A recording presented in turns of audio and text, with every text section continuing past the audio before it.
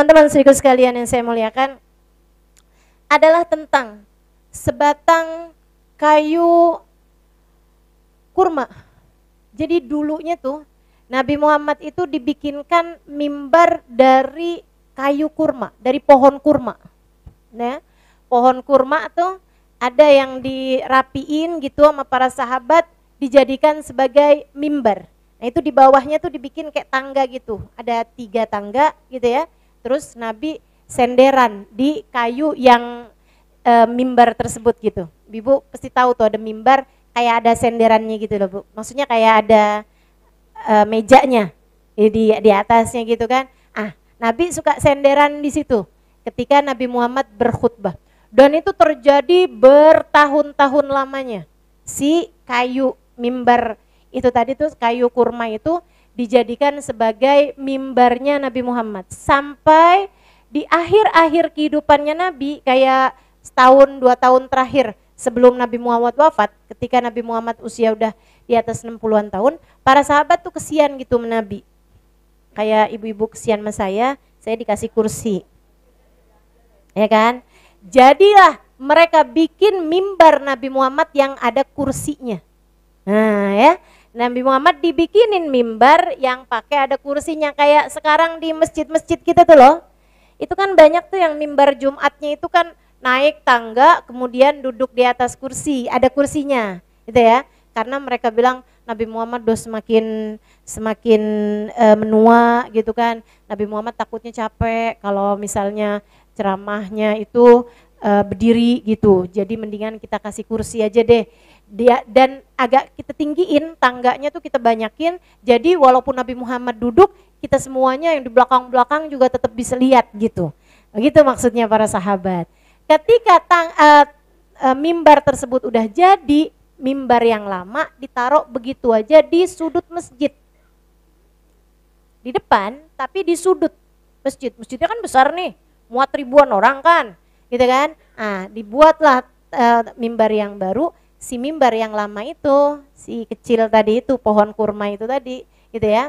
Dari pohon kurma itu ditaruhlah di sudutnya masjid. Sampai hal ini terjadi. Ketika Nabi Muhammad sedang khutbah dengan menggunakan mimbar baru untuk pertama kalinya di khutbah Jumat. Salah satu Jumat Nabi Muhammad pertama kali pakai mimbar tersebut untuk pertama kalinya khutbah di sana. Nabi Muhammad naik, Nabi Muhammad khutbah. Di tengah-tengah khutbah, kayak udah mau akhir gitu, para sahabat mendengar suara tangisan seseorang. Itu bukan satu orang, bukan Nabi doang yang dengar, bukan. Semua yang hadir di situ tuh dengar suara tangisan yang sangat memilukan hati. Kalau yang tadi itu kan ama unta, Nabi Muhammad doang yang dengar, ya. Tapi sahabat ngelihat sih yang ada di situ tuh untanya nangis gitu, untanya meleleh air matanya tuh lihat gitu. Cuman mereka nggak dengar perbincangan antara Pak Unta ini tadi sama kakek unta tadi ini ya, sama Nabi Muhammad, mereka nggak dengar. Nah, sahabat yang juga mendengarkan tasbih dari batu-batuan yang dipegang Nabi Muhammad itu juga sahabat yang ada di situ. Artinya ya banyak sih, tapi nggak terlalu banyak. Nah, kalau ini khutbah Jumat teman-teman, yang hadir kan ribuan orang, ribuan sahabat. Apalagi itu di masa akhir hidupnya Nabi Muhammad, yang artinya Islam udah semakin banyak, orang udah banyak banget, yang tinggal di Madinah juga udah rame gitu kan. Sehingga yang hadir Jumatan waktu itu ribuan orang jumlahnya, karenanya ini adalah salah satu hadis yang hukumnya mutawatir. Ustazah, hadis mutawatir itu apanya hadis sahih? Nah itu dia tuh. Kamu tuh gak belajar hadis. Ustazah itu kan hadisnya mutawatir bukan hadis sahih. Lah ini nih kagak ngerti nih. Orang zaman sekarang nih, kalau disampaikan satu hal, satu hukum atau satu cerita atau satu ucapan Nabi, mereka tanya, tunggu dulu, hadisnya sahih apa dhaif? Gitu kan? Kalau ditanya balik, hadis sahih itu apa? Kamu tahu arti hadis sahih? Agak tahu juga, nggak ngerti juga. Kamu ngerti hadis mutawatir itu apa? Nggak paham juga. Saudara sekalian yang saya muliakan, hadis mutawatir itu hadis terkuat dalam ranah hadis sahih. Hadis yang diriwayatkan lebih daripada 40 orang sahabat. Itu namanya hadis mutawatir. Jadi saksinya terlalu banyak. Sebab semua yang hadir di majelis tersebut menceritakan hal ini ketika mereka pulang ke rumahnya masing-masing. Mereka bilang, saat Nabi Muhammad di tengah-tengah khutbah, ceritain tuh sama anaknya, sama istrinya, sama ibunya yang gak ikutan sholat Jumat barengan Nabi gitu kan. Mereka bilang, saat itulah kami mendengar suara tangisan seseorang. Sedih banget, sampai para sahabat tuh meriwayatkannya bukan buka tapi hanin. Apa bedanya antara buka sama hanin? Buka tuh tangisan. Tangisan yang secara umum, semua jenis tangisan namanya buka gitu ya. Fabakait, maka aku menangis gitu kan. Baka yabki bukaan. Teman-teman sekalian, nah ini kalau ini nih mereka nggak sebutnya sebagai buka, akan tetapi hanin. Apa itu hanin? Rintihan. Kamu tahu kan arti rintihan? Apa bedanya dengan tangisan? Rintihan tuh menyayat hati. Rintihan tuh sesuatu yang kalau kita dengar tuh kayak yang, ya ampun sedih amat sih itu gitu. Menangis yang karena sedih. Nggak ada rintihan disebabkan karena bahagia, nggak ada. Nggak ada orang merintih bahagia, nggak ada. Tapi kalau menangis bahagia banyak. Menangis takut banyak. Menangis kesel marah banyak. Kayak ibu-ibu tuh. Kalau kesel sama suaminya suka nangis. Iya kan? Tapi kalau rintihan ibu-ibu sekalian hanya ketika sedih. Hanya ketika sedih ditinggalkan oleh orang yang dia cinta, merintih. Gitu kan? Sedih banget merintih gitu. Itu bahasanya para sahabat. Fasami'tu hanin. Kami mendengar suara rintihan seseorang. Sedih banget kayak yang nangisnya itu sampai yang semua tuh yang di masjid itu saling toleh menoleh. Siapa sih ini yang nangis? Ya ampun kenceng banget. Kenapa sih ini nangis? Kayak pembahasan Nabi Muhammad tuh bukan sesuatu hal yang perlu untuk ditangisin gitu. Siapa ini yang nangis gitu? Saling menoleh satu sama lain, tapi Nabi meneruskan khutbahnya sampai dengan selesai. Ketika Nabi Muhammad sudah selesai berkhutbah, saudara sekalian, Nabi turun dari mimbarnya, Nabi mendekati mimbar yang lama, fahamlah kami dari mana asal suara rintihan itu. Yang merintih sebatang pohon kurma. Nabi pegang-pegang batang kurma tersebut. Dipegang Nabi. Terus ditanya sama Nabi Muhammad. Ma'abkaki ya jadah. Apa yang membuatmu menangis? Wahai sebatang pohon kurma. Apa yang membuatmu menangis? Pohon kurma tersebut bercerita. Dan hanya didengar oleh Nabi Muhammad.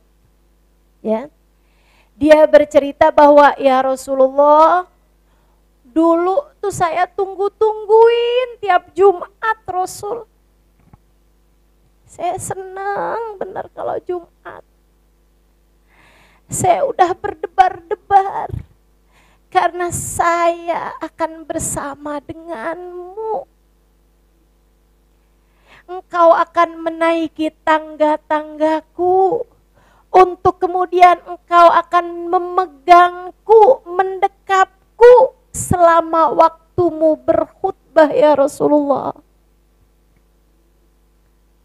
Sekarang ketika mereka membuatkan untukmu mimbar yang baru, saya pun engkau tinggalkan. Sedih hati saya Rasulullah berpisah denganmu. Gitu katanya nangisnya. Sedih karena pisah sama Nabi Muhammad.